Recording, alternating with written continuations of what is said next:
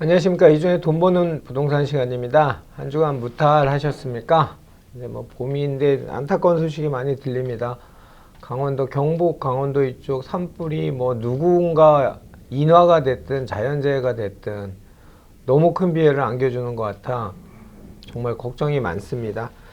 그리고 뭐 저는 겪지 않았던 자유당 때 4.4.5.2 그 선거 이후에 세상에 어제 그제 계속 생성된 뉴스들 보니 이게 대명천지의 대한민국이 맞나 싶을 정도로 형편없는 투표한 관리, 선거 과정이었던 것 같습니다.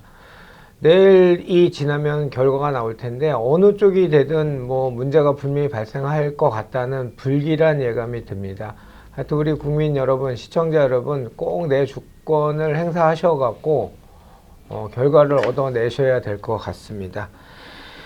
사설이 길었습니다. 오늘 주제는 역시 대선이 앞에 붙었습니다. 대선 이후 집값은 어떻게 될까요? 라는 주제로 이야기 나눠보도록 하겠습니다. 늘 저에게 부동산 해안을 주시는 분입니다. 주식회사 도시아공간 곽창석 대표님 나오셨습니다. 안녕하십니까? 예, 안녕하십니까? 곽 대표님, 제가 좀 사설이 너무 셌나요? 하여튼 이런 대명천지에 이런 일이 있을 수 있네요. 그러니까요. 너무 뭐 준비가 부실해서 21세기에 이런 일이 벌어지다니. 그러니까요.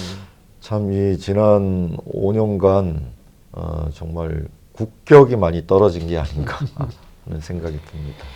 자, 대선 이후 집값은 어떻게 될까요? 라는 주제로 이야기 나눠보도록 하겠습니다. 뭐 공급 쪽에서는 두 대선 후보들이 거의 뭐 많은 수를 공급하겠다는 공통점은 있고, 한 분은 민간주도, 한 분은 공공주도, 이제 이렇고 뭐 과정에서 대출이라든지 아니면 뭐 이런 것들은 많이 완화하겠다는 얘기를 공약이 될지 진짜 공약이 될지 모르겠지만 내뱉고 있습니다. 그 결과에 따라서 이 부동산 전망을 해야 될 것 같은데요. 곽 대표님 보시는 어떠세요?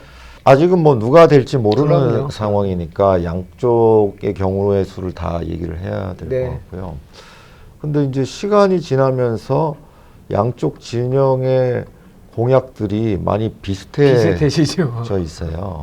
일단 뭐 많이 짓겠다는 거하고 또 일부 규제를 완화하겠다는 게 조금 많이 할 거냐 적게 할 거냐 차이는 있지만은, 그래서 좀 이렇게 뭐 그 구분을 하기가 쉽지는 않은데 근데 이거는 공약은 공약일 뿐이니까 또 그 후에 어떤 식으로 바뀔지는 모르거든요. 근데 이제 대체적인 제 예상을 제가 예상을 해본다면은 이재명 후보가 되면은 오히려 규제가 더 강해지지 않을까 하는 생각이 들어요.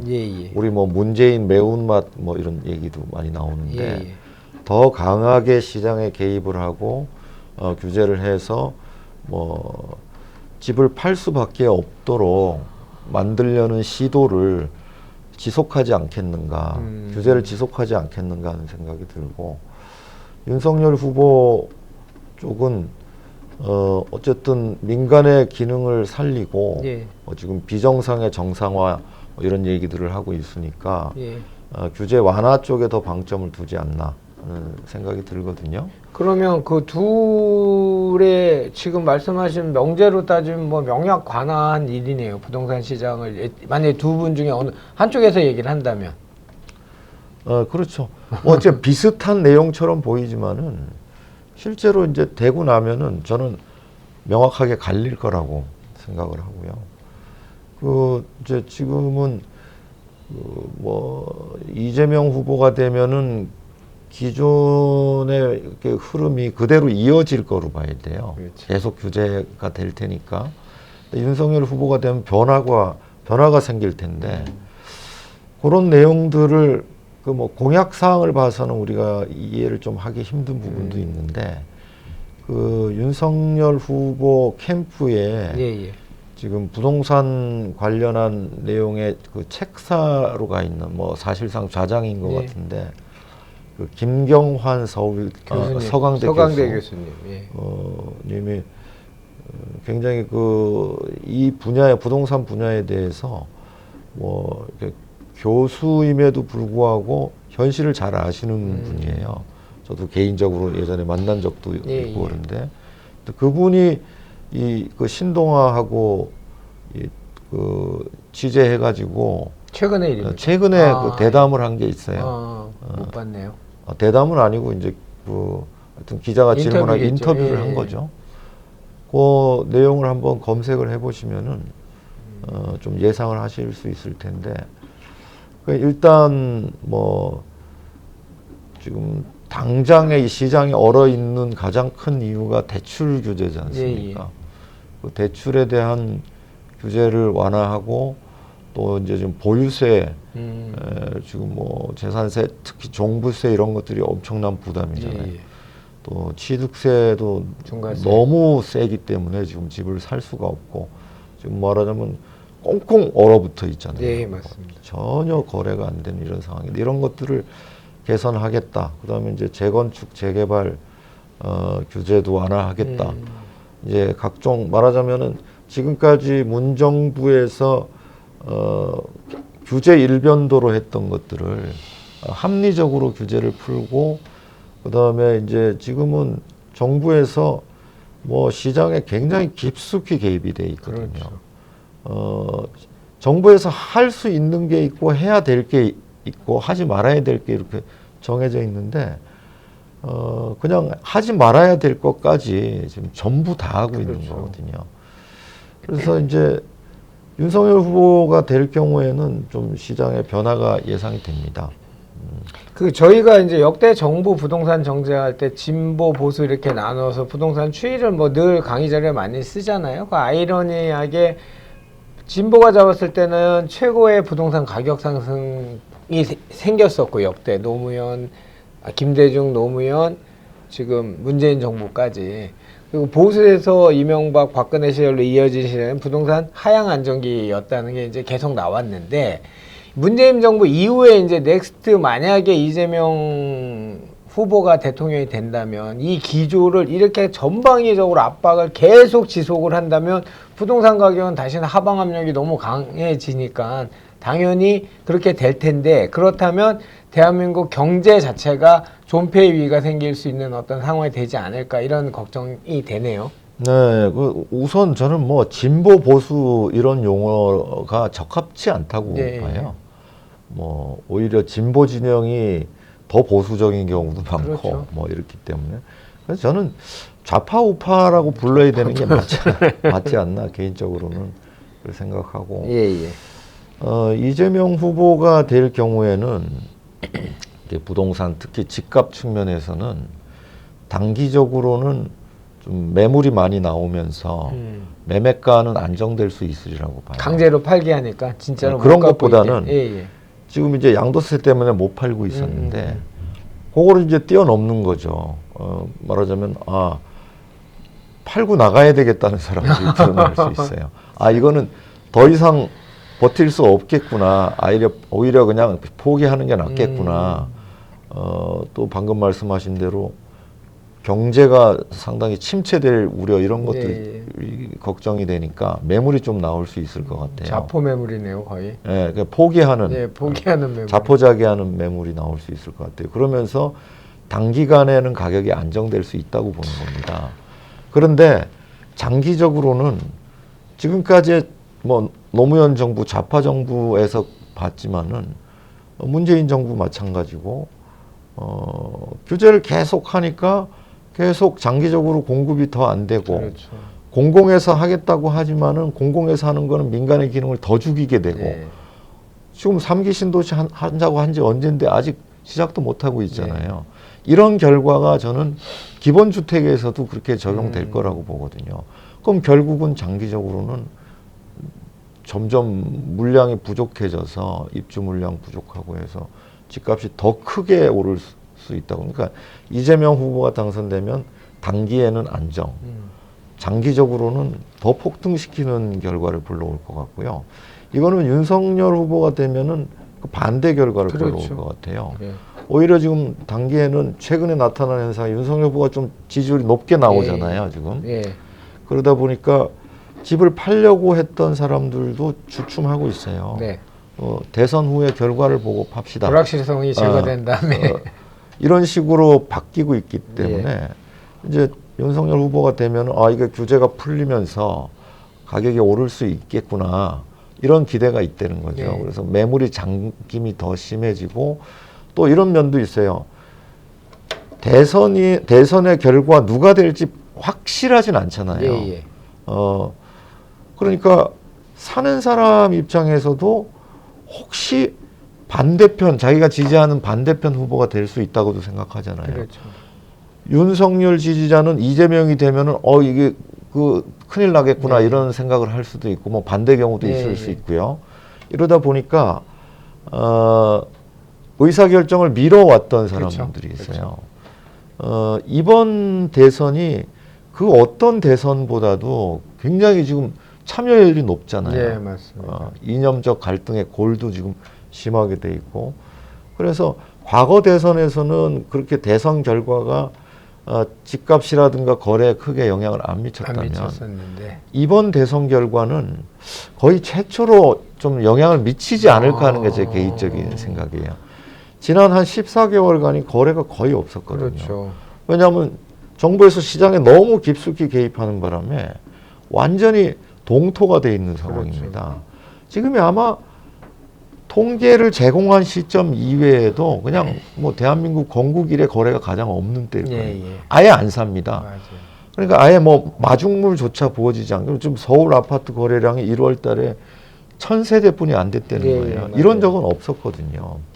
그래서 아마 그렇게 이제 워낙 한 뭐 1년 이상 거래가 없었기 때문에 이번 대선 후에는 거래가 좀 나올 수 있죠. 만약에 윤석열 후보가 된다면 거래가 한 번쯤 일어날 수 있는 예. 이 대선이 계기가 될 수도 있지 심리적 않겠는가. 어떤 계기가 될 수 있는 반면에 이제 이재명 후보가 되면은 그 매물은 늘어나지만 오히려 단기적으로는 가격이 급락하는 상황이 올 수도 있다는 거죠. 매물이 늘어나면 더 안 사거든요. 그렇죠. 당연히 매물이 줄어들면은 또 살려고 덤비게 되는. 그러니까 한정품이 더 비싼 이유하고 똑같은 거죠. 뭐 일반 사람 심리라는 게.